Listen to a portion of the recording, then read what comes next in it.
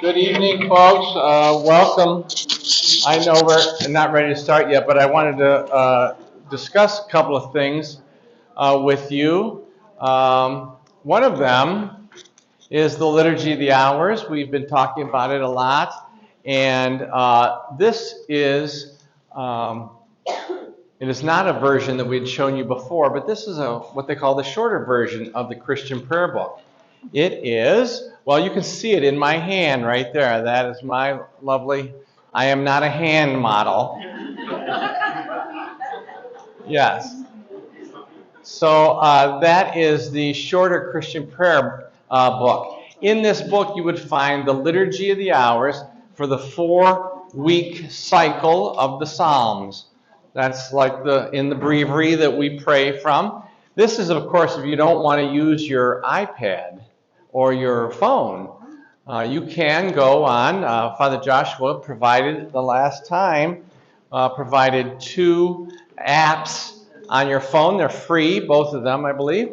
Divineoffice.org, and the other is iBreviary.org, I think, or .com, maybe that one is. But anyway, those, you don't even have to move a ribbon. You don't even have to know what you're doing. You just open it, and it says, oh, today is March 31st. You go, yes, that's what I want to do. And the one of them even reads it to you. And they got a group of people on there. They sing and all that kind of stuff. So I like that one. But anyway, this book would fit in your pocketbook. It would fit in your hip pocket, actually, if you have big enough hip pockets. And so I'm thinking that we as a community of faith might want to investigate this. I know some of you are already praying the Liturgy of the Hours. Inside this book, Father explained to you that there are 5 times a day. You know, we share that with the Jews and the Muslims, right? 5 times a day. So, yes, but in this shorter Christian prayer, there's just morning prayer and evening prayer and night prayer. So, for example, some of the deacons, I don't know, is there any deacons? Deacon Ted here?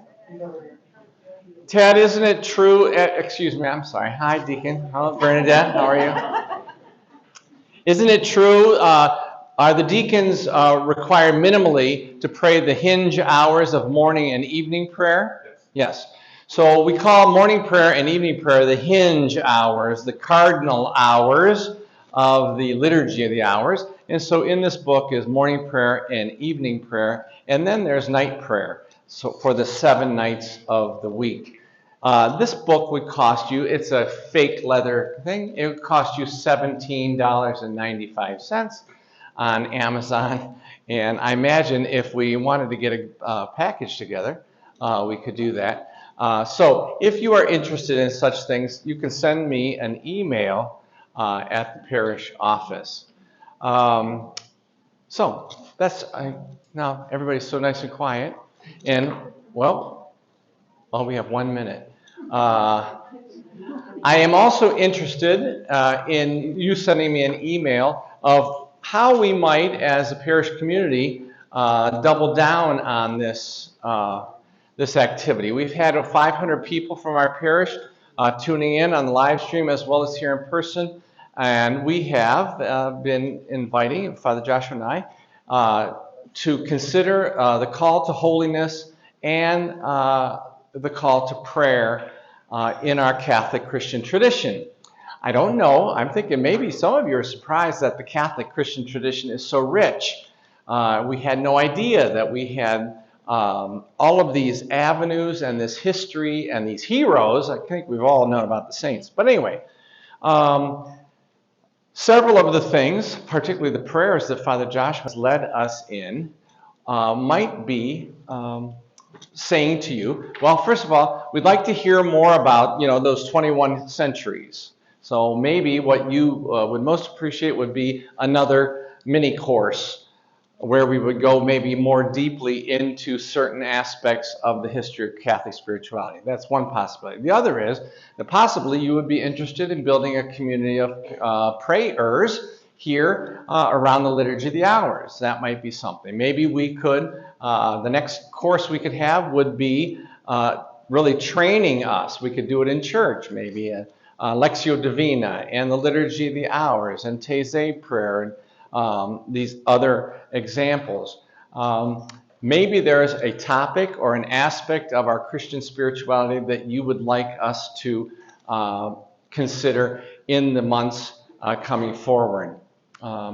I'm going to tell you now, just on the inside and the skinny, so for just you 500 people that are attending today, we are going to be launching a spiritual and theological reflection process in our parish. It's called Alpha, and that's going to be beginning in the new year. So this will be also another time for us to gather and to think about all these spirituality and prayer and our ability to share our faith. So if you would send me an email, as I have been sending you an email, if you would send me back an email with any or all of your responses or reflections or recommendations for us, I would appreciate it. And now... I can make a survey and see what happens. So just Tom will respond to the survey. Okay. Father Joshua's going to send you a survey, so there. Good for you. Thank you. The survey says... Yeah, it would be easier than if you just had to respond, right? You don't even have to do the work of writing an email for yourself. So I'll take care of that part for you.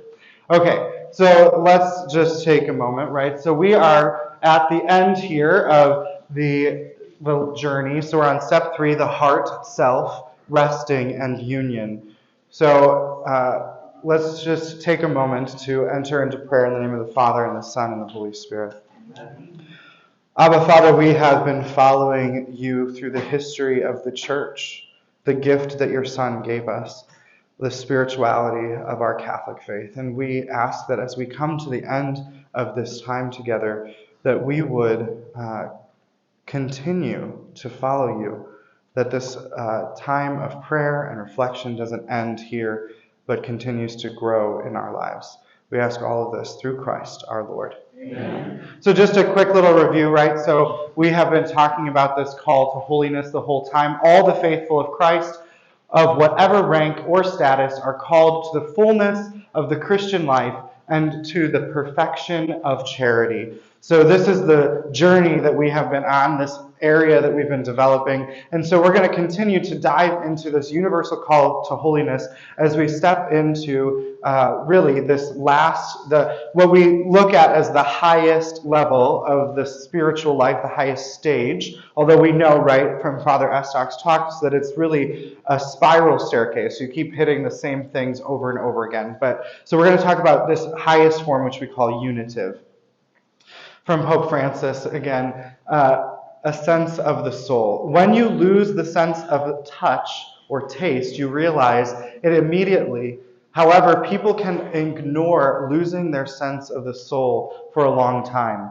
Insensitivity of the spiritual senses leads to losing a sense of compassion, shame, fidelity, tenderness, and responsibility. Right? We see this in our world all the time. We see that as people lose touch with their spiritual selves, with their soul, they lose the ability to be compassionate, to be moved with mercy, to be brought to tears. They lose this connection, this vital part of what it means to be human. And what we are doing, what the Catholic Church and its spirituality has been doing for so long, is trying to continue to reconnect people with the heart of the Father. And so this call to holiness is so dependent upon our awareness of our own soul and our own self. This call to holiness is the only real sadness, the only real failure, the only great tragedy in life is not to become a saint, right? This is our call. Every single one of us from the beginning of our lives has been called to be a saint. Maybe we won't all be capital S saints and have our own patronages and all of that stuff, but this is our call. Anyone who is in heaven is a saint.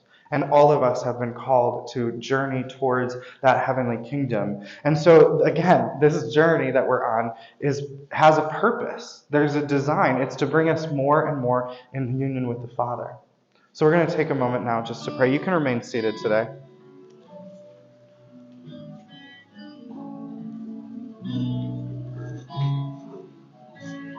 I fall on knees to the Father of Jesus, the Lord who has shown us the glory of God. May He in His love give us strength for our living, the strength of His Spirit, the glory of God. May Christ find a dwelling place of faith in our hearts. May the life be rooted in love. Rooted in love.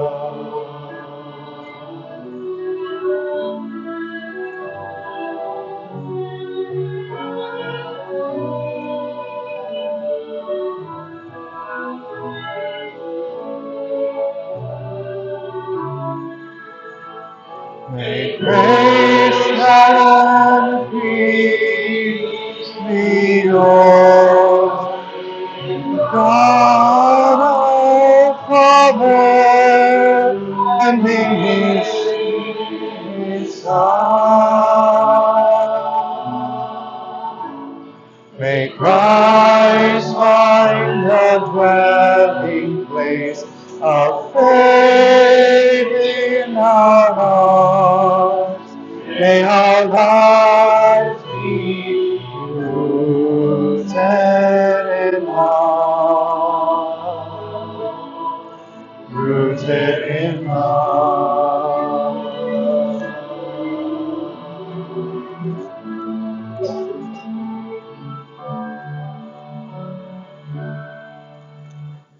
So we're going to throw you for a little bit of a loop, okay? So obviously I'm up here first today, so we're going to jump right into some prayer. We're actually going to sandwich this night in prayer because this is such an important night of teaching on the unitive state. This is what our goal is. This is what we're called to, this union with God the Father, that we want to give you 2 chances to pray in this way. So Father Ed is going to do another type of contemplation at the end. So we're going to start here.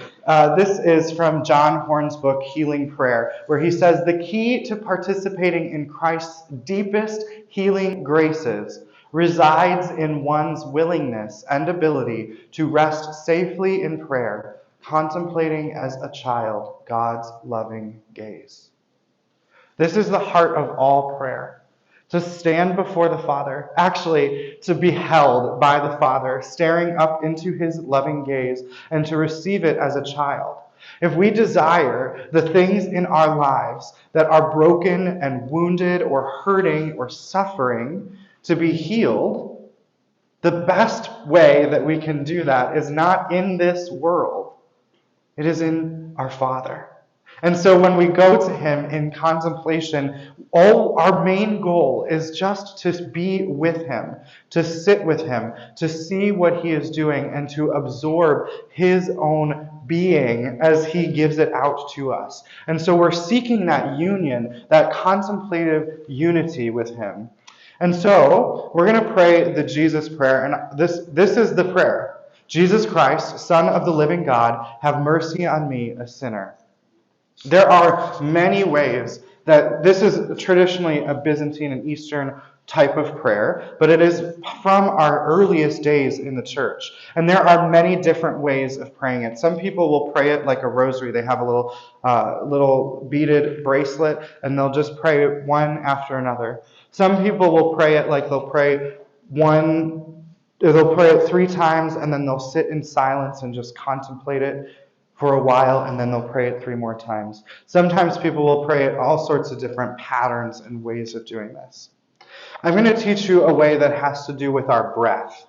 So you may not know this, but in the scripture passage where Moses receives the name of God, right? He receives the name Yahweh, which is, of course, an Americanization of the name of God. And they don't even say the name of God in the Jewish community because it is so sacred.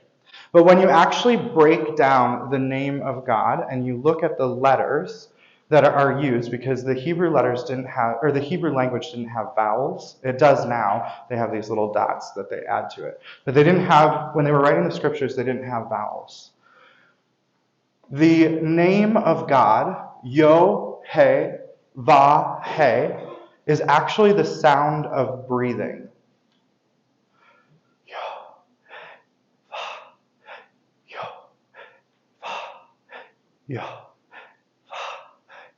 God's very name that he gives to Moses is the very breath that he breathes. His very life, who he is, everything that he takes in, everything that keeps him alive, right? God himself is the very sound of our being, right? He grounds everything that we are. He keeps us and sustains us. He gives us the breath of life. And so when we pray this prayer tonight, we're going to pray it for about 5 minutes. And I'm going to start us off just praying it to our breath. And I'm going to show you how to do that. And then I'm going to turn off my mic and we'll just breathe and pray. And as we're doing that, our goal, the goal of contemplation, right, is to just set ourselves before the Father.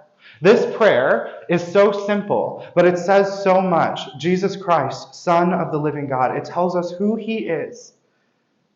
It asks for mercy, what we need, and it tells us who we are. In the eyes of, in who we are, what we have done, right? We have sinned, right? But we ask for mercy, and Jesus is the only one who can give that to us. And so when we pray this prayer, it allows us to see everything in humility. We see ourselves as who we are, and we ask God to bring us his mercy in the person of Jesus Christ. And so in that, we can sit before the Father and just receive whatever God is trying to give us. Just sit before his loving gaze. And so the pattern that we'll do this in is we'll breathe out, Jesus Christ, breathe in, Son of the living God, breathe out, have mercy on me, breathe in, a sinner. Jesus Christ, Son of the living God, have mercy on me, a sinner. Okay, so we're just going to keep praying that. We'll pray it until the Spirit moves me, and then I'll turn my mic on, and we'll just continue to pray that as we center ourselves on the loving gaze of the Father. Jesus Christ, Son of the living God, have mercy on me, a sinner. Jesus Christ, Son of the living God, have mercy on me, a sinner. Jesus Christ, Son of the living God, have mercy on me, a sinner. Jesus Christ, Son of the living God, have mercy on me, a sinner. Jesus Christ, Son of the living God, have mercy on me, a sinner. Jesus Christ, Son of the living God, have mercy on me, a sinner. Jesus Christ, Son of the living God, have mercy on me, a sinner. Jesus Christ, Son of the living God, have mercy on me, a sinner. Jesus Christ, Son of the living God, have mercy on me, a sinner. Jesus Christ, Son of the living God, have mercy on me, a sinner. Jesus Christ, Son of the living God, have mercy on me, a sinner. Jesus Christ, Son of the living God, have mercy on me, a sinner. Jesus Christ, Son of the living God, have mercy on me, a sinner. Jesus Christ, Son of the living God, have mercy on me, a sinner. Jesus Christ, Son of the living God, have mercy on me, a sinner. Jesus Christ, Son of the living God, have mercy on me, a sinner. Jesus Christ, Son of the living God, have mercy on me, a sinner. Let's just take a moment to rest and just contemplate the loving gaze of the Father.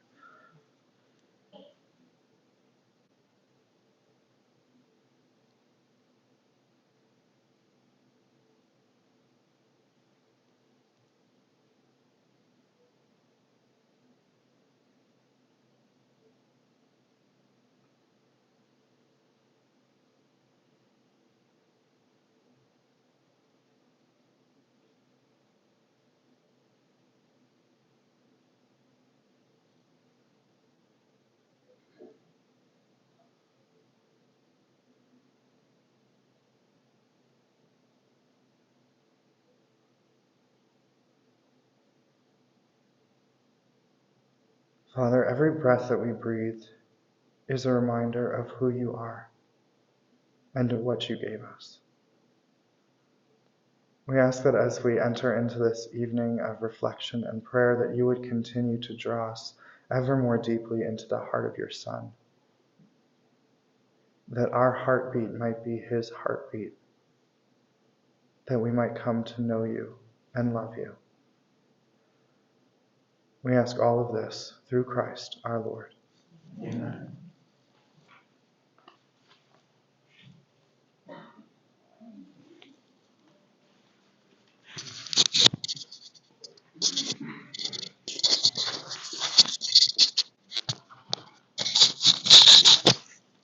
Thanks, Father, and thank you again for coming. I forgot to tell you that.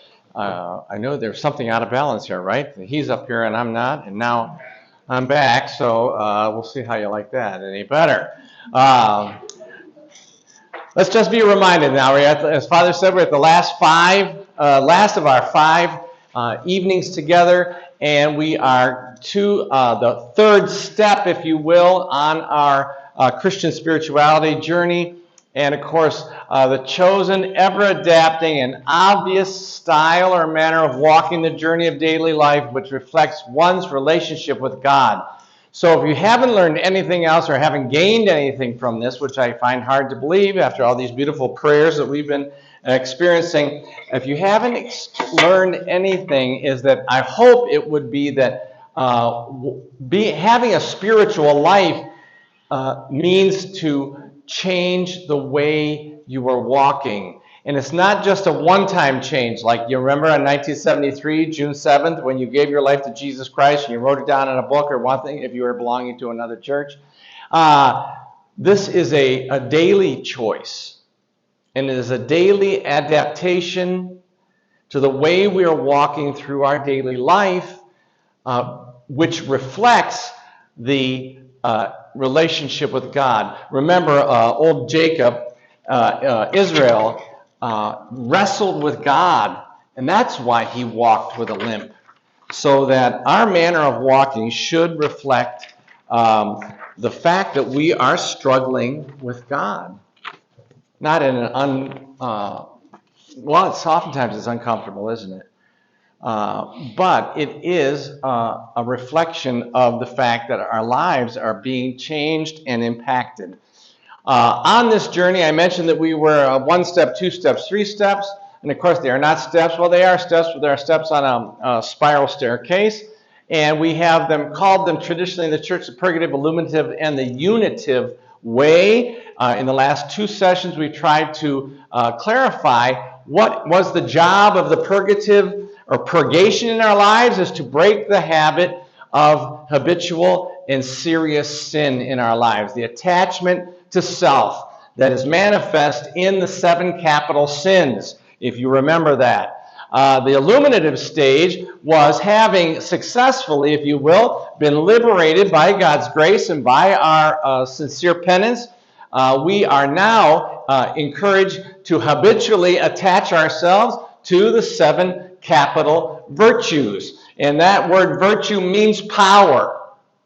And so it is not just trying to learn new habits like be polite, say please and thank you, etc., stuff like we're trying to teach our children, but it is in fact growing in relationship with that grace, which is courage, which is prudence, which is kindness and strength. So the illuminative way is becoming proficient in the relationship with the virtues.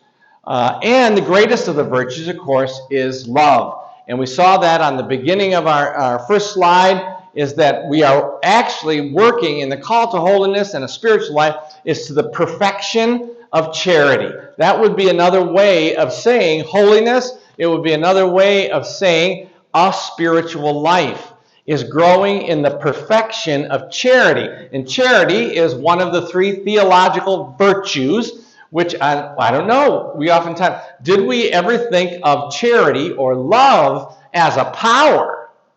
You know, now I know a lot of you couples have been on your, what do they call that? My love language, right? So that I learn what my love language is. I'm not sure we have understood that love is more than a language. Love is more than a feeling. Love is a power. And it's the power of God. And of course, love is, in fact, God himself. And so now we're taking to the third step. So once we've been purged of our attachment to sin, and we have been cleaved to the virtues, especially that of charity, we are called by the unitive stage, as Father mentioned before, is to rest in God. To rest in God. So as you can see, and as Father was mentioning, it is actually the destination of this journey. So, you know, some people, I think in the history of the Catholic Church, have said, well, you know, there are poverty orders, you know, there are service orders, there are teaching orders, and there are contemplative orders. So we have vocal prayer, and we have mental prayer, and we have liturgical prayer, and all that kind of stuff. But contemplative prayer, oh, that's for the monks or something. You know, we don't think, but the Catechism of the Catholic Church doesn't say that. But for 1,600 years, I would say, or at least for 1,000 years, from about the year 500 till 1,600, this was considered to be a special vocation. And so from the time of the Council of Trent until the Second Vatican Council, we didn't hear much about contemplative praying. Well, now you're here. Welcome to the Second Vatican Council. Welcome to the Church in the modern world. And so we are called, all of us, to have a flavor, a participation in vocal prayer, mental prayer, and what we call contemplative prayer. Contemplative praying, and maybe a contemplative spirituality. We might want to consider this resting in God. Then what would it mean for us to participate in the unitive aspect of our spiritual lives? This is, of course, Thomas Merton. He is the single greatest contributor to American Catholic spirituality that has ever lived. How long has our country been around? 250 years?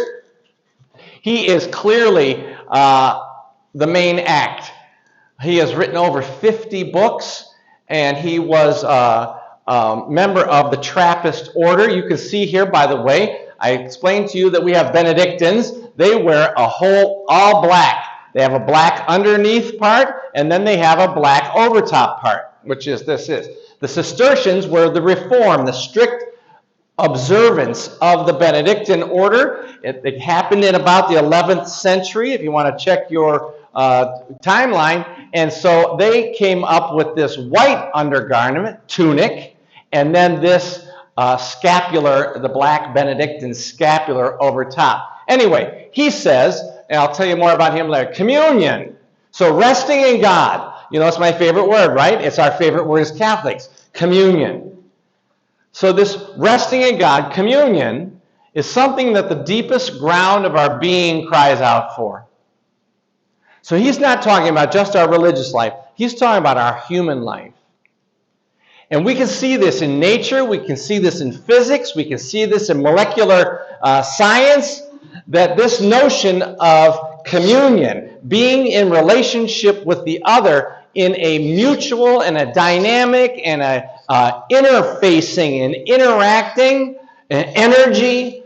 That is a basic substrata. It's the foundation of who we are as human beings, as creatures, as participants in the great world that God has created. So it's the deepest ground of our being, and we cry out for it. We long for it. So underneath all of our sins and all of our virtues, this is what's there.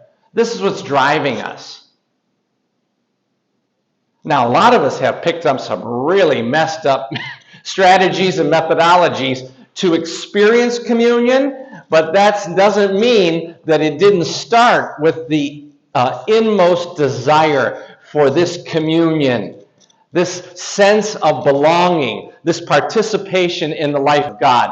It is the ground of our union, of our being, and it cries out, and it's something for which a lifetime of striving would not be enough. Therefore, we have set ourselves up with the fact that now we know where we're called, where we are called to, and we realize that no amount of effort on our part and no length of life could allow us to accomplish it here. That doesn't mean we shouldn't try. Actually, a spirituality, holiness, is the trying. It's the response to this invitation by God. The unitive way, you know that we have these three ancient scripture passages. Well, they're all ancient, aren't they, all the scriptures? But we have this practice of the church at the time of initiation during Lent. We have the three famous stories of the man born blind, the woman at the well, and the raising of Lazarus. We are coming up on this Sunday to the raising of Lazarus. However, the unitive way is a recommendation to us to consider what Jesus was offering the woman at the well. He says to you, you don't have to keep doing this work of coming here to slack your thirst. If you believe in me, if you would ask me, I would give you living water that would spring up from within you, leading you to new and eternal life. There it is, John's Gospel, chapter 4. We heard this, those of you that were at 11:30 Mass for the scrutinies, on the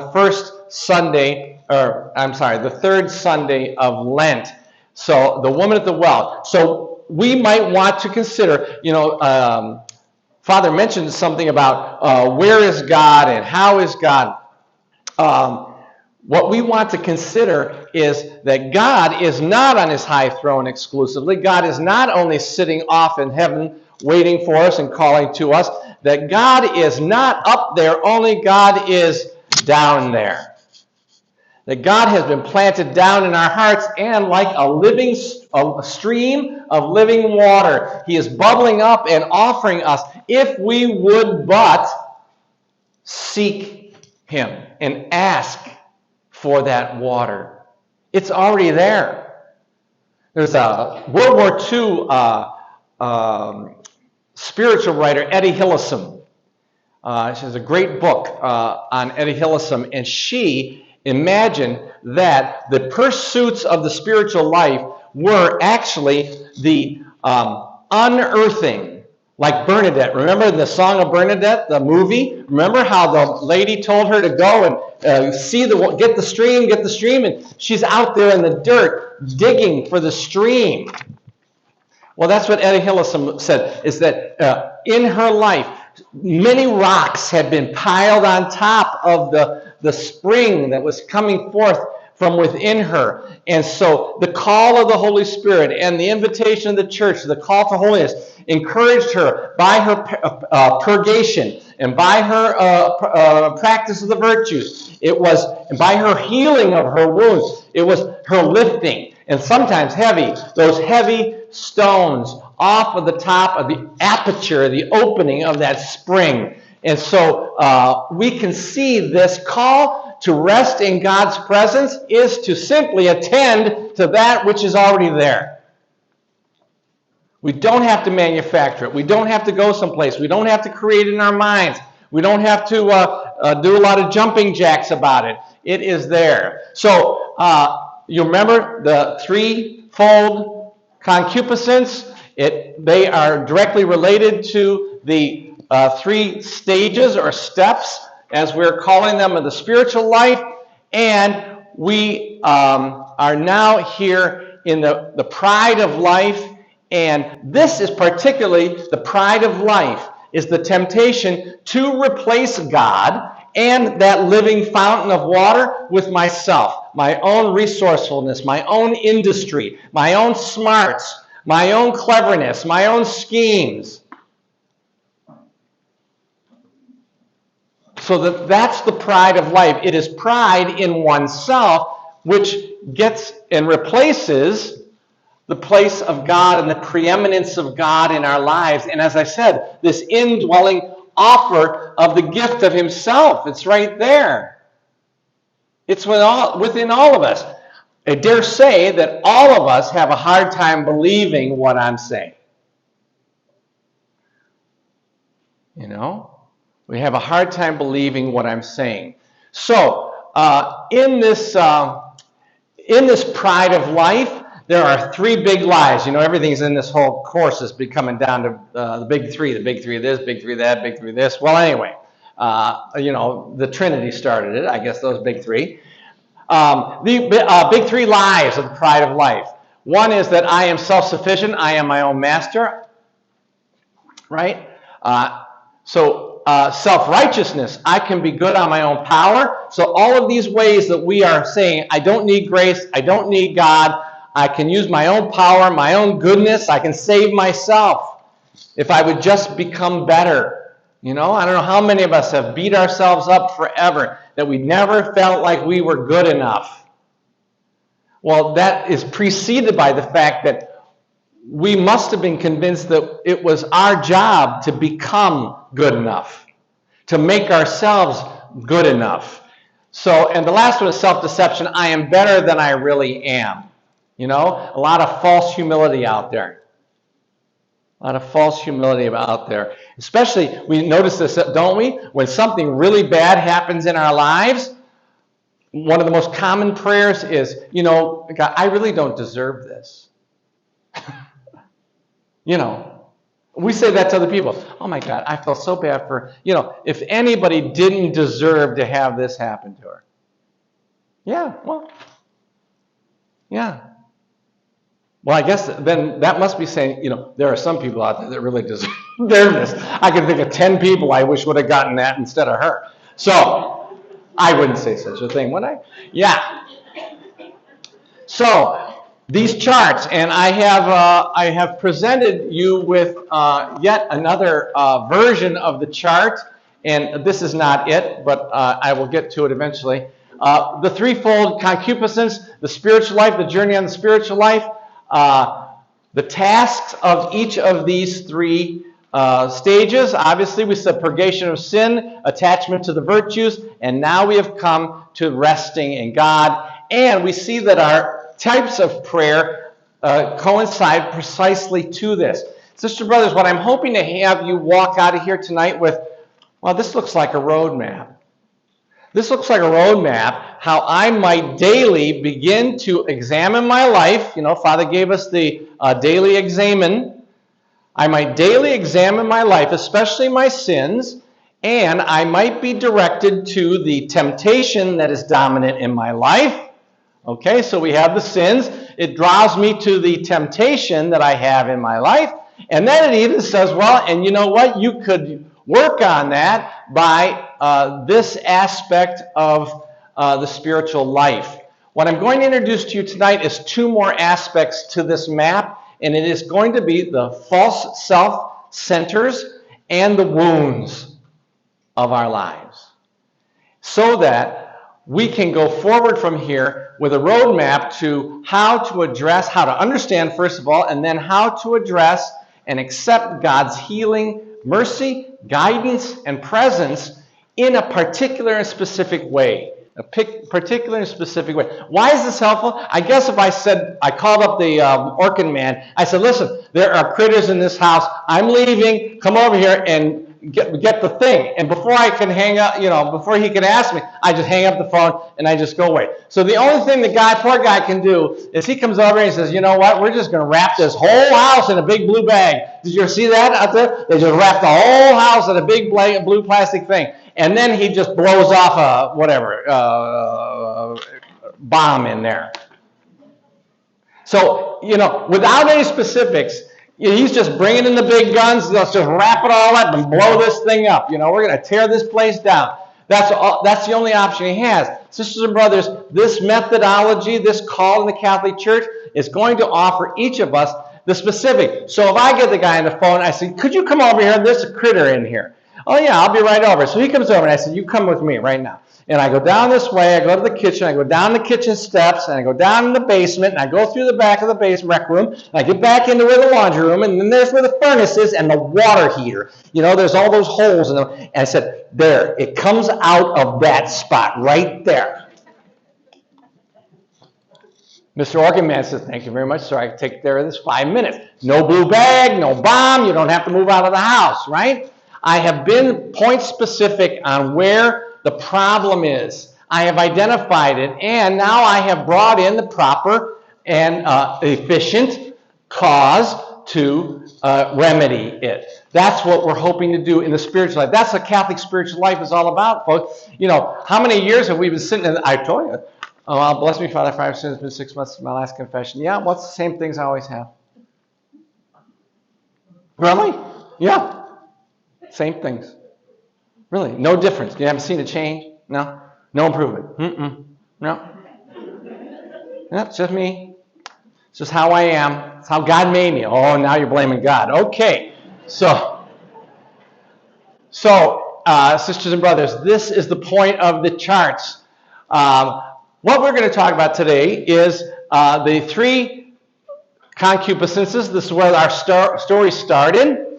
And I'm going to invite you to consider this thing we call in the spiritual business the true self and the false self, so that we might have some idea of where, as I said to you, where is the broken piece? Where is the hole in which and through which vice is getting into my life and taking over my life?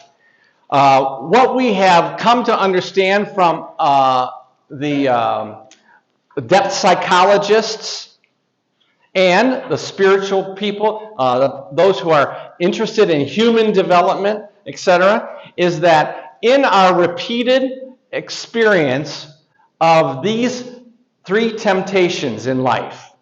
Now, this is from the time that we are born, when we cannot make a rational understanding of what's happening to us. So when we are hungry, when we are left in our wet diaper for too long, when we are not being picked up when we're crying, when we are forced to do without.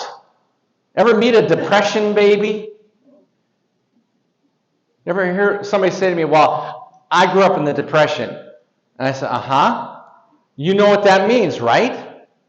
They didn't know where the next meal was coming from. They didn't know if the bank was going to have their money next time. So what did they do? They started to develop strategies that could keep them safe from having experienced what happened to their father in 1929, is that they went there and the bank didn't have any money, and so everybody lost their money. So what did they do? They start shoving it in the mattress, right? And now we've got more sophisticated than that. Now I am buying a long-term health insurance policy. Now I have my 401k. Now I am absolutely obsessed with making sure that I am secure and safe. Okay.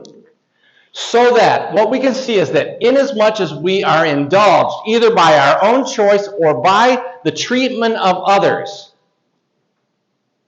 So yes, we're going to talking a little bit about imperfect parenting. Now, you know I've told a million times, so Ma, give me a break. I have the best parents in the whole world. So but nobody is perfect. Nobody is perfect. None of us, not one person in this room, received perfect parenting. It's just impossible. It's part of the broken human condition. And it is, for the first 7 years of our lives, we do not have the rational capacity to make sense out of why these discomforts and dissatisfactions and uncomfortable things and painful things and these instinctual needs that are not being sufficiently met, why that is happening to us. And so what we do is we decide, well, you know, the only way I'm going to get out of this wet diaper is if I throw an absolute fit. So I'm just going to scream my bloody head off. I'm going to scream my bloody head off until somebody does what I want. That's the only thing we have. Now, I dare say to you, I have seen many 50, 60, and 70-year-olds do exactly the same thing right in front of me. How about all of you when you went home and told your mom and dad who you were going to marry? They probably threw one of those wet diaper fits. Because they knew they couldn't control you, but they were going to do their damnedest to make you feel bad about it, and so they let you have it. They emotionally unloaded on you. So that these three centers, if you will, these things have grown into what we call, well, the false self. So much so that we can be convinced by the time we're 7, 8, 10, 15 years of age, and then, of course, by 30, that my strategies for making me feel safe, making me feel powerful, and making me feel in control, is that right? Yes. And loved, excuse me, making me feel safe, making me feel loved, and making me feel in control. That I have developed these emotional programs that can reassure me of this. And I have replaced my true self, which is the gift of God, the likeness of God in me. It's there. I have replaced my attachment to that and the freedom of the children of God with slavery to this artificial, illusory, and emotionally driven self. That's what we call the false self. Now, I am giving you like a 5-minute description of what you'd have to read 6 books about it and take 3 courses. So if I'm not being completely clear or satisfying to your confused mind right now, just offer it up, and maybe you can look online and listen to a video presentation about false self and true self. It probably would be you can do it in the car, you can just put it on. It'd be fascinating. So we end up, and the false self is gathered around these 3 temptations: the lust of the flesh, lust of the eyes, and pride of life. And we translate those into my demands for security and satisfaction, my demands for esteem, that I think well of myself and that others think well of me, approval. I mean, how many of us have stood around clapping for a 2-year-old because he stood up? You can imagine after that, and then how everybody pooped. Oh! So it is possible that the loving people around us have piled on us some false expectations that I have to be approved of and I have to be esteemed. And finally, that I'm demanding control. How do you know if you're under the affliction of the false self?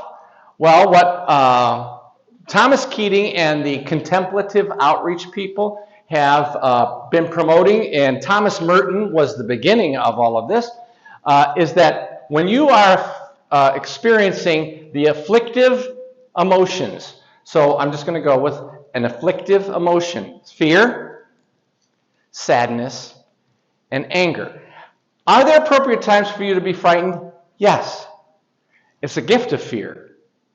So that when you are legitimately threatened, like that shadowy figure over there is coming after you on the way to the parking lot and looks like he has a shiny weapon in his hand, that would be a perfect time to be afraid.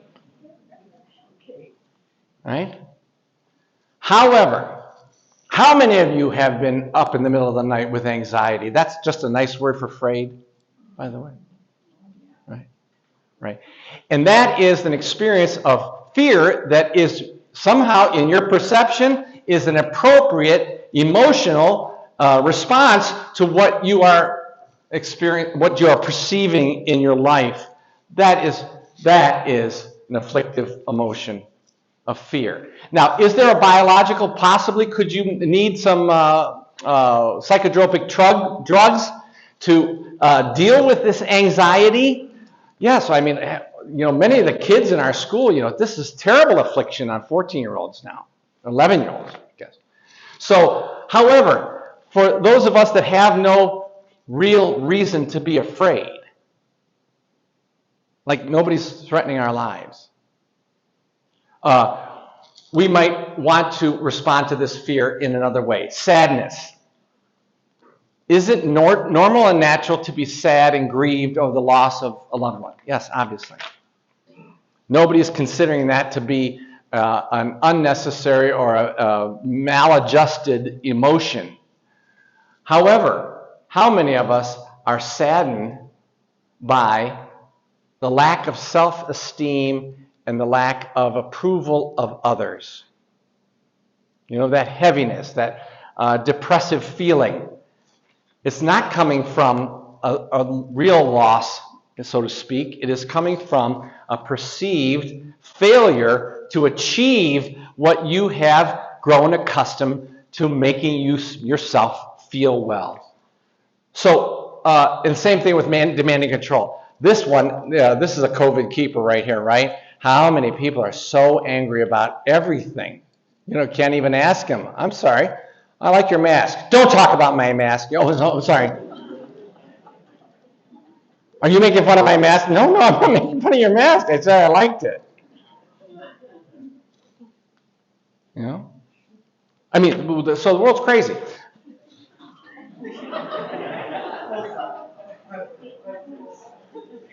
Yeah, that's a technical term, by the way. You're crazy. So anger is the perception by our false self, our broken selves, our little intimidated self that we are not getting my way. And that someone else is trying to control me. Have a lot of those around? Like, why are you controlling me? I'm not controlling you. Yes, you are. No, I'm not. Yes, you are. Okay, I guess I am. So, I'm going to control this conversation. We're not having it anymore. No. So, sisters and brothers, we talked before about the 7 sins. They can be like me with the Orkin man. You could look down and what is this sin that you keep? Is it gossiping? Is it sadness? Is it gluttony? Is it, what is it, the sin that keeps pestering you? And follow it. Follow it to where it takes you, and that's what the chart is good for, right? What we are suggesting, what I'm suggesting, and spiritual teachers are suggesting, is that our afflictive emotions can prove the same thing. The emotions are like the security system in your house. We have one of these groovy things now. It not only goes off with a siren when somebody has broken into the house, right? Because that would be an old-fashioned one. Woo, woo, woo, Okay, so obviously someone's broken into the house. So that would be the time to be afraid, by the way. However, now we can go over to the thing on the wall, and it says, a back bedroom window. Okay, well, I'm not going back there. So now we know where the villain has come into our house. So our system has been violated, and now I know it's not just that it's violated, so I just don't know. I'm just upset. I'm always upset. I'm just sad. I'm always sad. Okay, well, let's think about this. Let's work the program here and find out what was it? What was the event, the word, or the image that you saw that triggered this sadness in you? You go, well, I don't know. Yes, you do. Think about it. Think about it. Ask God's help. What was it that was said to me, done to me, or that I ran into that has me triggered off on sadness? Did you ever have this happen to you? I have it with a dream. Did you ever have a dream, not remember that you had the dream, and then about noontime, you're kind of walking around like this saying, something's just not right. And then you go, oh, that's right. I remember. I quit smoking about, 40 years ago. And I had a dream, and in the dream, I was smoking. And it took me about a half a day to realize that why I was feeling rather disappointed and downcast is because my body doesn't know whether I'm awake or asleep. You know that, right? Your body doesn't know that you're awake or asleep. And so the image of me smoking I was so happy that I had been free of this, and so here I had put myself back into the wrong boat. So sisters and brothers, following and precisely reflecting upon the afflictive emotion, what triggered my emotion, and how might I follow it back to the area of temptation or the area of the false self-system, and how might I push my way through to the practice of virtue? What kind of prayer might help me in this case? And so your chart is going to help you in all of these ways. The third thing I wanted to talk about this evening was what we have been calling, and Father Joshua and I had a conference, and we went, and the people were talking to us about the wounds on our identity. So all this false self stuff, all of this imperfect parenting, all of this sinful endorsement of the temptations of the eyes, the flesh, and the pride of life, all of it. So wounds are caused in our identity, our sense of ourselves, how we know ourselves. And so they have listed, as you would have it, there's 7 capital sins, there's 7 capital virtues, there happens to be 7 identity wounds. I didn't make this up, folks, I'm just reporting it. I'm just telling you the story. So these are the 7 identity wounds that we as a human family can experience based on the vicissitudes of our lives, from childhood unto the current time. And if you are like everybody else in the world, when you are experiencing, so the sins are directly related to the wounds, and the wounds are the direct result of sins. Right?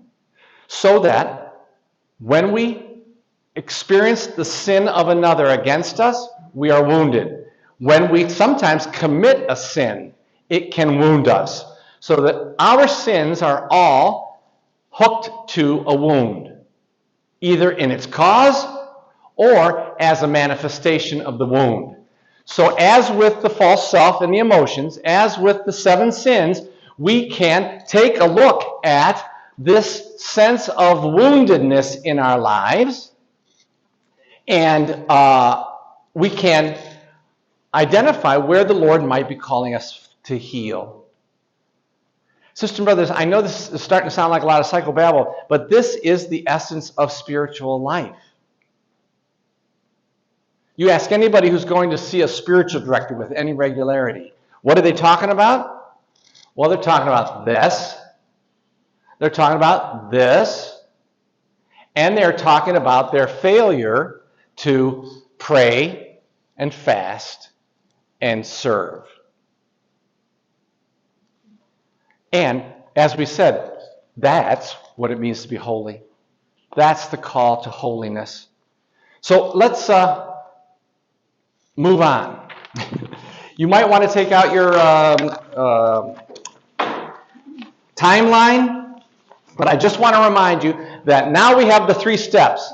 We understand what the job of purgation is, what the job of illumination is, and what the job of union is. And you'll remember, it's get away from sin, get on to the virtues, and to rest in the presence of God indwelling. What I want you to see is that throughout the ages, so this is the first page, throughout the ages, we can see that as with our personal lives, in the life of the church, various heroes and various schools of spirituality have dealt more with one aspect of the spiritual journey than another. As I mentioned earlier, the life of the desert was clearly an act against the flesh, the lust of the flesh. Okay?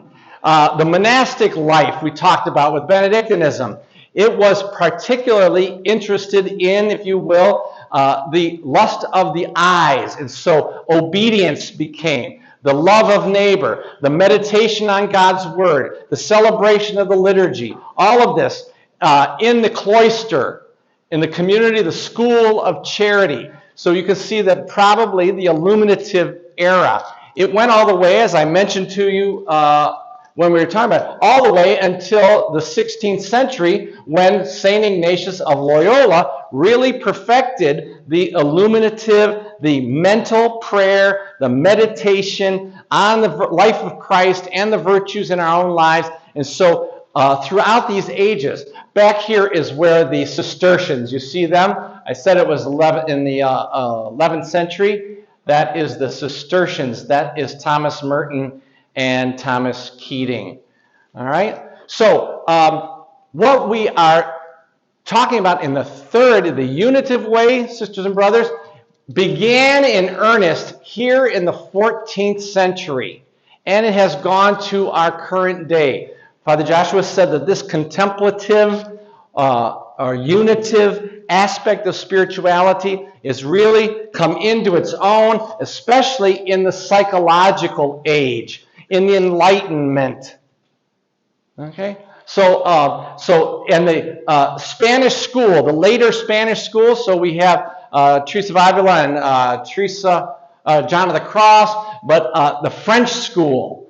And then, of course, what I'm calling the American school, and that's where Thomas Merton is. So what are we talking about? We're talking about the call to investigate, to celebrate, and to participate in this indwelling presence of God. So that we are not talking about vocal prayers, we're not talking about idea prayers, imaginative prayers, we are talking about the prayer of presence, person to person.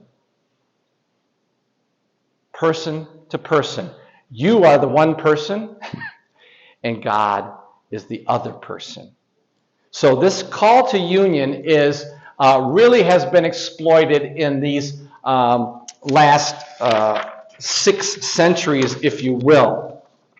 So, and you see up here, where is it? 14th century mysticism, right there. So one way and one of talking about this inner life, this prayer of presence to presence, prayer of the heart, prayer of recollection, prayer of the quiet, prayer of the practice of the presence of God. Those are all the ways that these heroes of the mystical tradition of the Catholic Church have described it.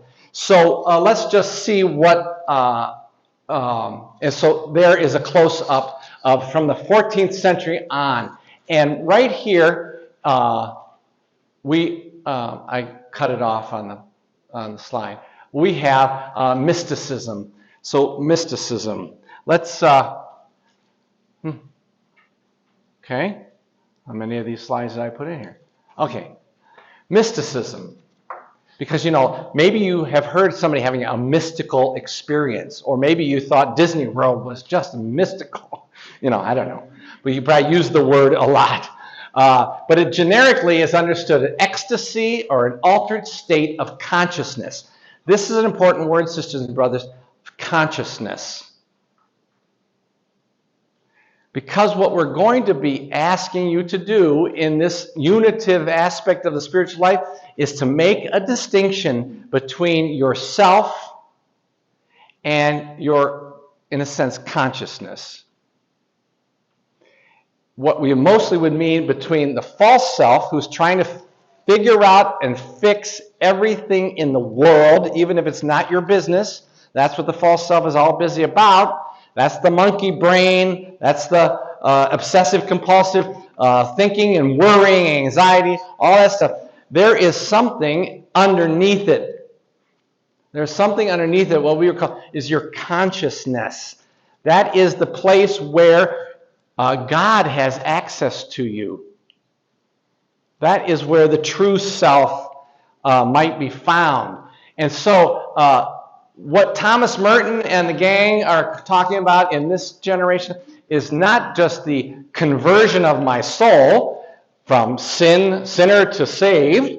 They're talking about the transformation of our consciousness, so that we begin to see no longer as you are, and we begin to see life as it is. That would be a transformation in your consciousness. I begin to see as God sees. I begin to know myself as I am known. You know, you've heard that from St. Paul, right? So we are returned to attainment of insight or an ultimate hidden truths. The term mysticism is derived from the Greek word to close or to conceal. So in the English department, we came up with an author, unknown, anonymous author, called The Cloud of Unknowing. So this would be the first, maybe explicit. There are others in that same period of time, but it is up in England. You know, everything else has been going on down here in Jerusalem, in the East, in the desert, in Europe, in Germany, etc. And now this is up in England, and this is the call to know God, not by knowing, but by unknowing. So it's the undoing of the false self with all of its attitudes and its strategies and its emotional programs for happiness, how to be happy, etc. It is the dark unknowing of the spiritual life. All right? At a similar time, we move forward to the 16th century. I mentioned to you Teresa of Avila. Teresa of Avila was born in 1515, and she is one of 4 women who are called a doctor of the church. And she is specifically a doctor of the church because of her spiritual doctrine. She was a reformer of the Carmelite order, and she is the founder of the Carmelites of Discalced. I told you the Benedictines had a reform, the Franciscans had a reform, well, the Carmelites had a reform. So they had the Order of Carmel, and then they had the Order of Carmel Discalced. These were really serious. That means they took their shoes off. So they are the barefooted Carmelites. And she was canonized in 1622, and in 1970, she was made and named a doctor of the church. Her companion in life, that's the other thing. Did I tell you this? That everybody, all the boys had a girl, and all the girls had a boy. I know this is no surprise to you, right? Moses had Miriam, Adam had Eve, that started it all. So Teresa of Avila had John of the Cross. They were great spiritual friends. They were great. He was a great theologian for her because she was not really a lettered person in theology. And he, in his own right, he was younger than she, so it's a younger man. But he was canonized in 1726, and he was declared doctor of the church in 1926. He is one of the 37 doctors in the Catholic Church. St. Albert the Great is one of them. So that these folks were serious, poetic, and emotional, contemplative prayers. And they both claimed to know the Lord in this mystical way. And Teresa is even known for the transformation of her heart, the piercing of her heart in the ecstasy of prayer. Both of them were in the habit, if you will, of considering the spiritual journey as the spousal experience. So we're talking about intimacy in prayer and intimacy in the spiritual life. These great heroes have defined it as those that the intimacy of marriage and the intimacy of sexual union in marriage.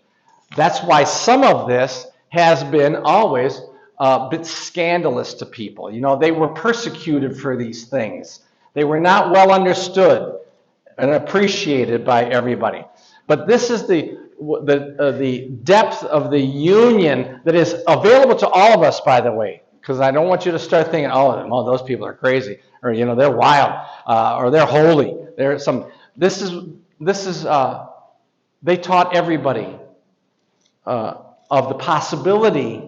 So some people go up to the mountain and see what the possibility is. The others of us have to make the journey. Remember, Moses never made it into the promised land. He knew where they were going, but he couldn't get them there. Old Joshua had to take over. Okay, so Therese of Lisieux in the 19th century. She is known as the Little Flower. As I told you last time, she's probably the most popular member of the heroes here. Many people follow her little way. She died at 24 years of age.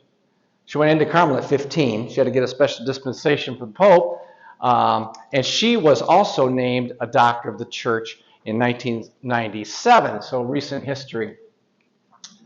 Thomas Merton. So now we're into 1946, 48. He enters the Trappist Monastery in Gethsemane in Bardstown, Kentucky. So not only 4.5 hours from where we're standing.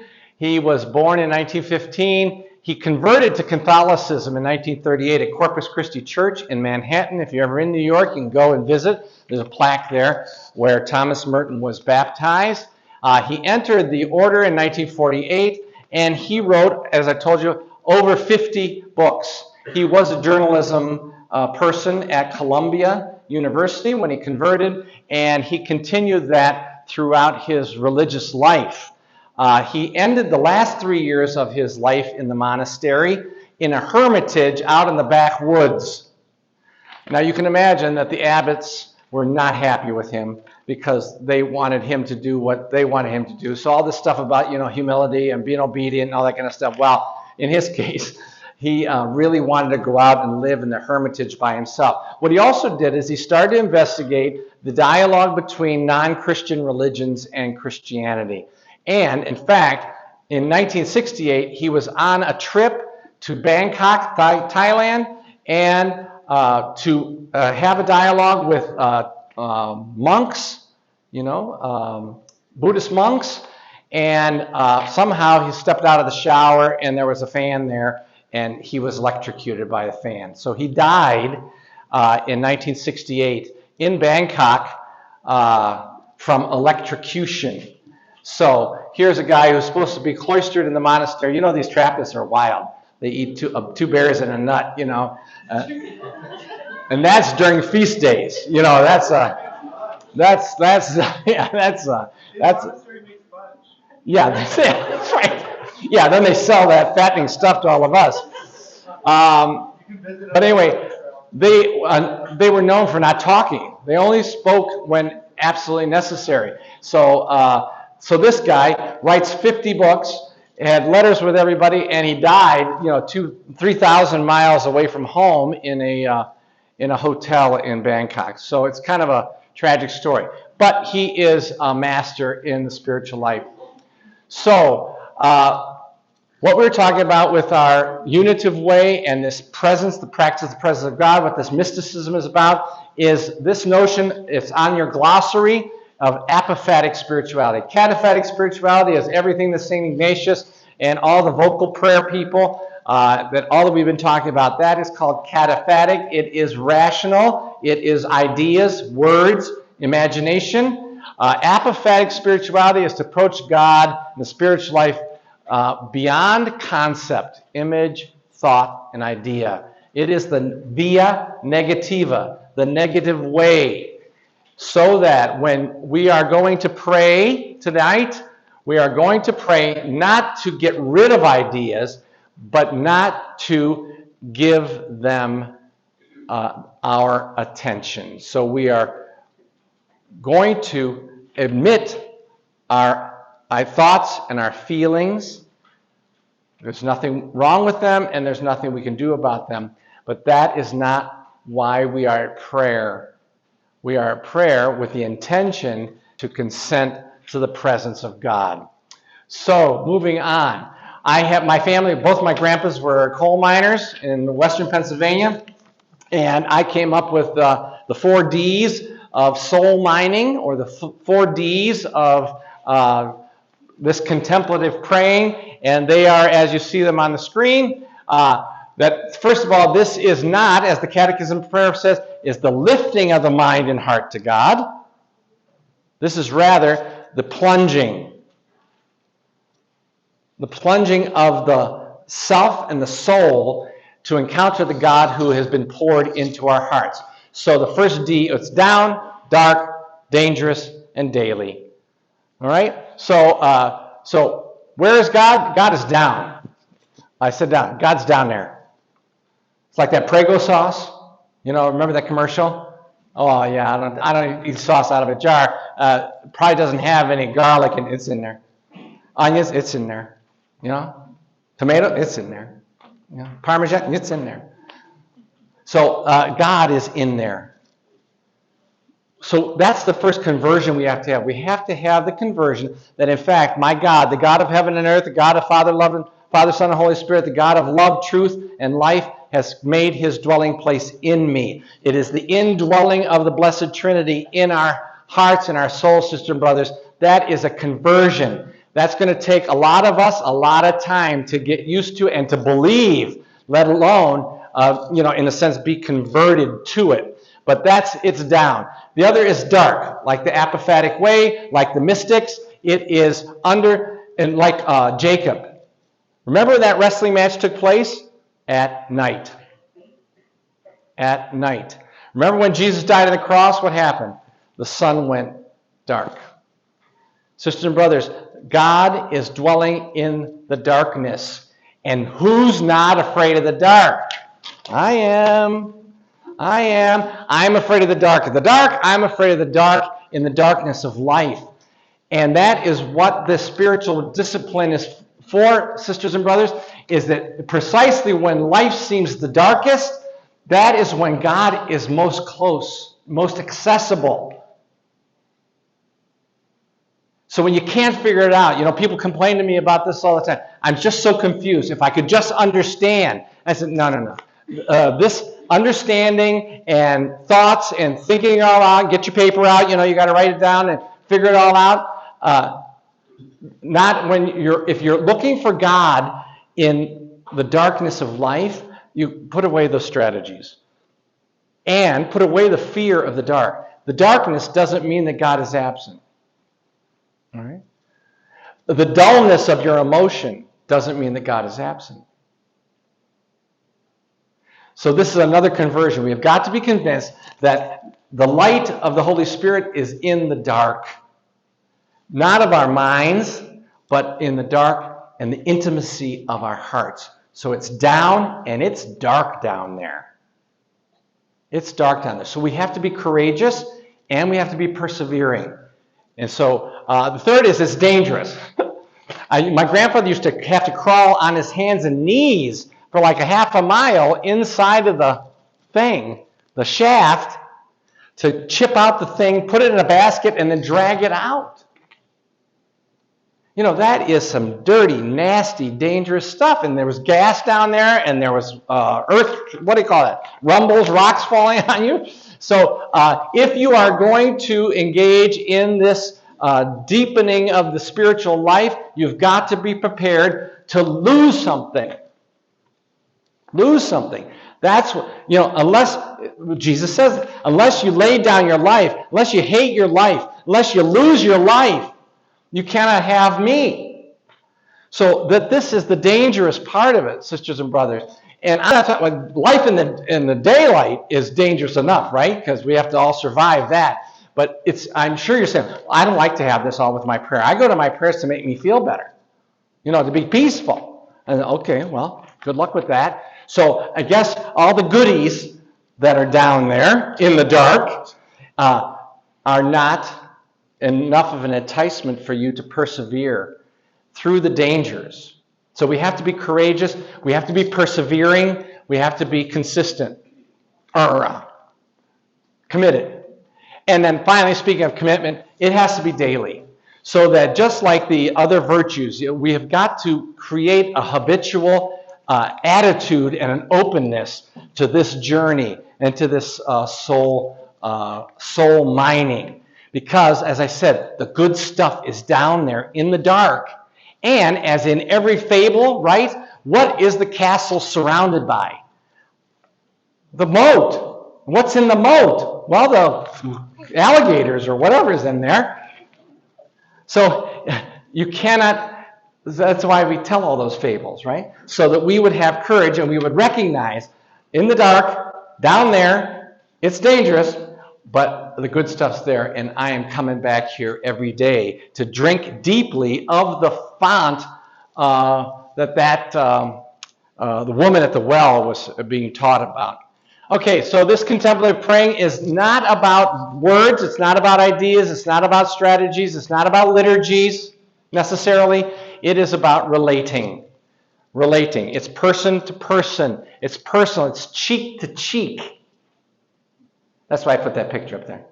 See? All those people are just cheek to cheek. And we understand that, we love that, but not so much with God. Not so much with God. And this is grieving God. So welcome to the call. If you haven't heard it before, welcome to the call to nuzzle in. There it is. I have set my soul in silence and peace as a child has rest in its mother's arms. Even so, my soul. Don't you love this version of the Blessed Virgin Mary? That's Our Lady of the Angels, I believe. And that sweet Jesus there. But look at that. You know the skin-to-skin stuff? Have you seen this with parents now? With the newborn babies? Mom and dad? They take the baby and they lay it on top of their bare skin.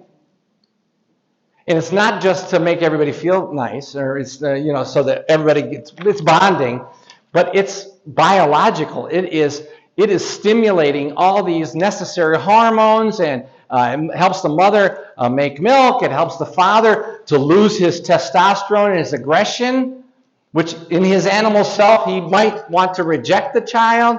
So it's fascinating stuff. But that's what God wants to do. That's why we need to spend time skin to skin with God. And God makes it possible. God makes it possible. So the secret to this skin-to-skin relating prayer is what we call in the business is consent. I have a married couple up there because at the wedding vows, that's what we call the exchange. We call it the exchange of vows, but it's not. It's called the exchange of consent. And in the exchange of consent, I am freely giving myself to you, and I am freely receiving your gift of yourself to me. That's what the consent of matrimony, that's what makes marriage happen. That's the basis of the sacrament of matrimony. And so we are called to consent to what I was saying is true about God. God is down there. It's dark, it's dangerous, and it's daily, and it's there for you. And God is there waiting for you, inviting you. And all we have to do is consent to the presence and the power of God and the call of God and the intimacy. So we have to go ahead and put our cheek out.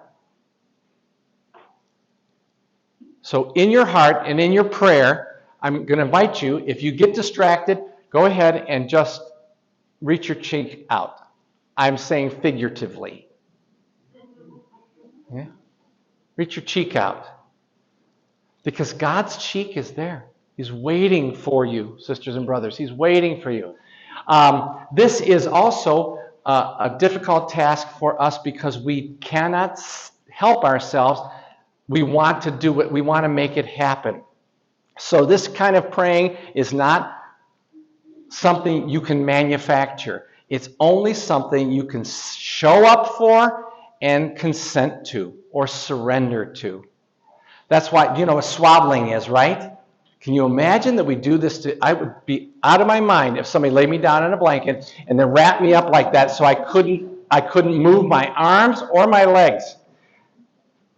It'd be like a straitjacket, right? It'd be terrible. But they love it. These kids love it. I guess it feels like the womb, right? Because they can't move around in there too well. I don't want to say You mothers know more about that. Look at that little guy. All head and shoulders, the whole 9 yards. Sisters and brothers, we have got to surrender and become powerless to the loving care and tenderness of God. That's what contemplative praying is all about. That's what contemplative spirituality is about. And you don't have to leave this attitude when you get up from your praying. As a matter of fact, the gift of the praying, the fruit of the praying is in the living, so that you can, all the slowly, drip by drip by drip, I call my spirituality glacial spirituality. You know, a glacier moves about 12 inches a year. It is imperceptible to the naked eye. That's how my soul, my hard-heartedness, it melts. Just that little bit. But every once in a while, you get a glimpse of the way God sees me out there, in Mass, in my prayers, in my family life. Huh? So it's the call. So this is true, sisters and brothers. This divine communion that I'm talking with you about, this spiritual exercise, this extension of our humanity, all by the same name, it's called love. God is love. We can then say with St. Paul that for those who love God in this way and are loved by God in this way, all things work together for the good. So at the deathbed, sisters and brothers, at the cemetery, at the funeral home, at the doctor's office, in the hospital bed yourself, in the unemployment line, I guess, in the foreclosure and bankruptcy, all of that, for those who love God, all of that can be used and work for the good. Sister, brothers, I'm going to ask you if I could have you for 10 minutes longer today than I promised you. So I'm not asking. I'm just going to, if you have to go, please, I know, I understand. This is, I believe, the map that I gave you and that I would like you to take forth from this course. It was the one that was handed out today, I think, isn't it? Yeah. So I'm just encouraging you now to put this all together. I'm presuming this is something you're going to have to think about, right? Because I'm saying a lot of things. And this, the church has been saying a lot of things for 21 centuries. So I'm not surprised that, you know, to get it down on a piece of paper like this is, well, it's interesting, right? So we started out with the 3 temptations. We have these afflictive emotions. I have to say, for most of us, this is going to be your gateway to the spiritual life. You didn't know it. You thought, oh, I'm so tired of being angry. I'm so tired of being sad. I'm so tired of being frightened. Now all of a sudden you say, well, see there, all the while God's saying, well, why don't you look into that? I'm standing here. I'm right here. And so we can, by checking out our energy centers and the false self, what about the way we were raised and the emotional programs for happiness? We're trying to make ourselves happy, and we keep running into these 3. Huh? How about the wounds? Yeah. You know, with this course, they had the sins. And then they said the sins are related to the wound. And so then I was thinking about my sin, and I'm looking at the wound, and I said, I guess that is true. If I stop to think about it, one of these, where is it? One of these is something that I probably have, you know, since I was a little kid, worried about or struggled with or felt uncomfortable about or didn't want anybody to know that I was feeling that or experiencing it. You know, I probably spent a lot of time, energy, money, I don't know what, foolishness, to try and convince people that I wasn't suffering from that. That's what the false self is all about. But once you follow this little map, you say, oh, that's interesting. I'm going to pray. So that's why I said, I'm going to pray to God about this wound. Now, I'm old already. It'd been nice if I'd have known this 40 years ago. But anyway, maybe it's about time I let God heal this. All right, let's investigate it. Maybe there's some people I need to forgive about this. So this is the way the spiritual life works for us, sisters and brothers. This isn't about, saying the perfect prayers. That's not the point. It's about the freedom that we can. So follow your fears, follow your wounds, follow your sins, and then accept the advice of the church for 21 centuries now and say, wow, I could practice these virtues. I could practice these prayers. I could focus my life on these signs of God's presence in life. Our spiritual life, sister and brother, is calling us beyond the commandments. It's not just about avoiding sin. You've heard me say that a million times. So it's not moral commandments that God is really interested in. But our spiritual lives have got to be beyond moral commandments, keeping the commandments, a sinless life. Remember I said, well, what's a holy person? A holy person is somebody that has no sins, is a sinless person. Well, not so. A sinless person, that's okay. If that's all we can get, then we'll take it. We prefer that to sins, right? How about our holiness has to go beyond the catechism. So we can't say that I'm a good Catholic because I've avoided sin and I know what the church teaches. Yes, that would be great. And I would say, yes, you're a good Catholic. I don't mean that. What I'm saying is that that's not the end of the road. That was not the goal. Is for you to be without sin and to know everything that the Catholic Church teaches and how to say all the prayers at Mass. We all, but that for second graders, that we can say, okay, that's pretty good for a second grader. Now you have your PhD in biochemistry. You better up your game here on the holiness, right? The third thing is that the call to holiness is going beyond the sacraments. Oh my gosh, now I'm really getting scandalous. We cannot allow our call to holiness to be the backstop of it to be the sacraments.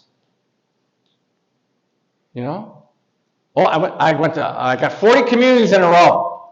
Somebody tell me, because they went to Mass for 40 days in a row. 40 communions in a row, as if that's the fulfillment of our spiritual life. Now, I'm for the Mass. It's the centerpiece of our lives. I'm all about communion, etc. But what you hear I'm saying is that our call to holiness has got to be beyond the morality of the commandments. It's got to be beyond the intellectual propositions of the faith. And it's got to be on the perfect celebration of the sacraments at Mass or in other places.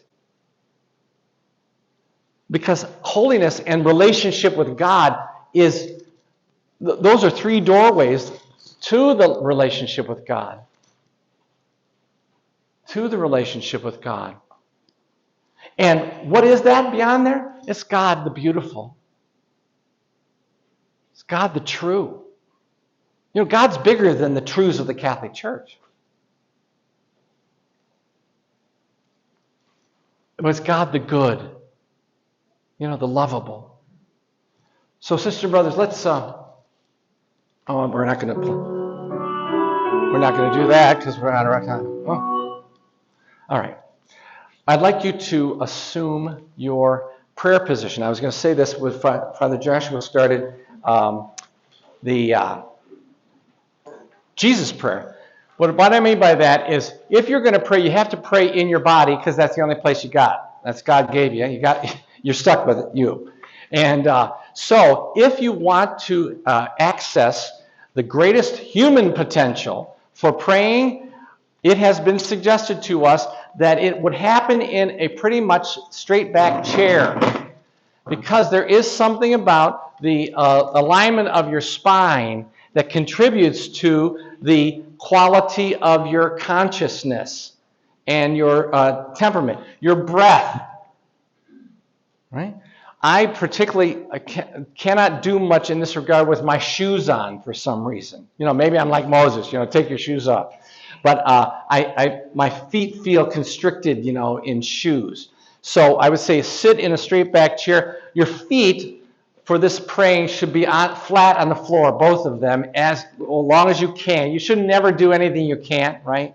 I hope you know that. But you're going to keep your feet flat on the floor, and your feet should be separated enough that your knees are on top of your feet, and that you don't have to exercise your leg muscles to have them sitting there, so they're not falling down this way. So your feet are too close together if your knees are falling out this way, and obviously they're too close together or far apart if they're coming. So your knees should be up over top of your feet, and so your legs can be relaxed. Your hands, sisters and brothers, should be resting in your lap. They recommend one of two ways. One could simply be folded. Some people like, or just laying in your hand. But some people find praying with their hands turned upward to be a more open stance in their body. So we've got to pray in our body, and so we have to pay attention to our body. The next thing we have to do is we have to make sure that we are not overly tensed, and so most of us hold our tension in the back of our heads and the back of our shoulders and our necks. So you might want to just join me in, they don't recommend really that you go all the way back, but I like to go all the way back. So you can put this ear on this shoulder. So don't bring your shoulder up this way, bring your ear over that way. And then roll your chin down and let your ear rest on the other shoulder. All right? And then roll it back. Right. So now you can bring your shoulders up around your ears and then roll them forward, back to your ears, roll them back a little bit. Okay. So a very important thing, Father mentioned the breath, so that some people do not identify a sacred word for this prayer. They simply attend to their breathing. I would think that it's also legitimate for you to consider an image, if you will, a cheek-to-cheek thing. That may be a good replacement for you, especially as you're beginning this type of prayer, is when you become distracted or anxious or upset about something, or you remember something that you didn't want to remember, you might want to simply again remember, oh, let me push my cheek against the Lord who is there. Okay? Or you may just go back to noticing your breath. But so we're going to want to, when we sit like this, we're going to take some deep breaths. They usually have a 4 count in breathing this way. You breathe in your nose if you can. I know some of us with allergies and that can't stand, we can't do it. But you should breathe in your nose. Hold, so it's 1 up, 2 hold, 3 hold, 4 out. Okay? And you should breathe out from your mouth. So why don't we just do that? Take a couple of deep breaths. Hold it, and then exhale through your mouth. And let's do that again. Breathe in through your nose. And as you are breathing out this time, see if some of the tension can't come out of your body. And exhale. Let's take it again. Breathe in. And exhale. What I'm going to invite you to do, and you have this all in a brochure. That's a 1-page 2-sided document was handed to you at the door. This is a method of accessing the indwelling presence of God in a prayerful way. It's a method. It's not really a prayer, but we call it centering prayer. So it is the method of accessing the indwelling presence and the communion with God in our hearts, in our souls, in our lives. And so in order tonight, I'm just going to give you a sacred word, but in the days to come, you may like to identify your sacred word. What is the sacred word? But it is simply a symbol to you of your desire to consent to the presence and the indwelling of God. So as I mentioned, consenting.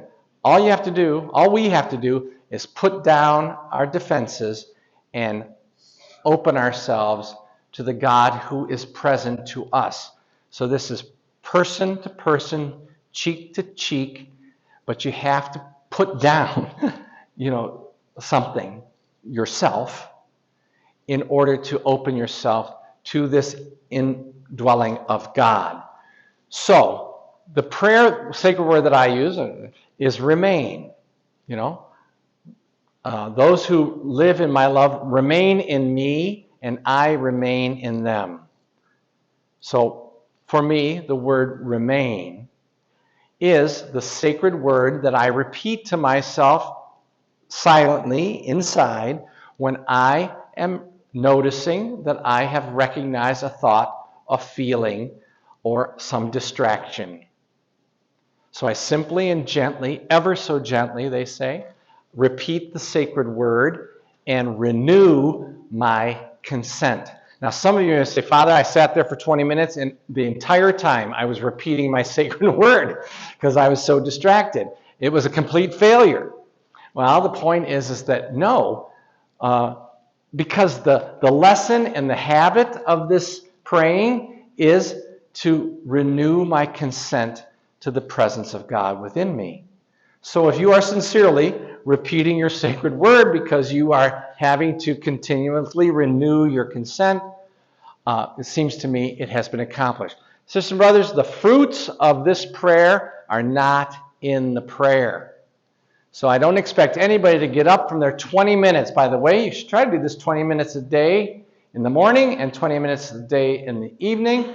I will give you a gold star if you get 20 minutes a day. But I don't expect anybody to get up from their prayer chair after 20 minutes of this prayer of consent and say, oh my gosh, it just was so beautiful. It was so sublime. It was like nirvana.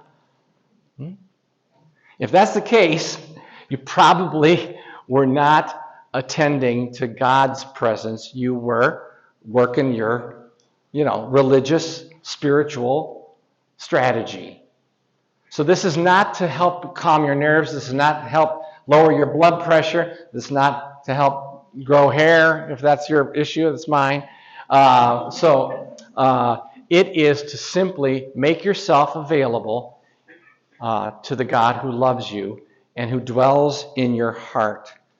So, we have the sacred word. We have the way we're going to sit in our chair. We've got ourselves kind of relaxed. And we are going to practice this prayer. I know you're green on this, but go ahead and give it a whirl. We're only going to do it for about 5 minutes because we're out of time. But I want you to do your best to go ahead and feel free to close your eyes and to maybe begin by taking a few of those deep breaths and invite the Holy Spirit to come in and to usher you into the divine presence. I'm going to say a little phrase to get you started. So if you go ahead and focus yourselves, and I appreciate your giving this a try.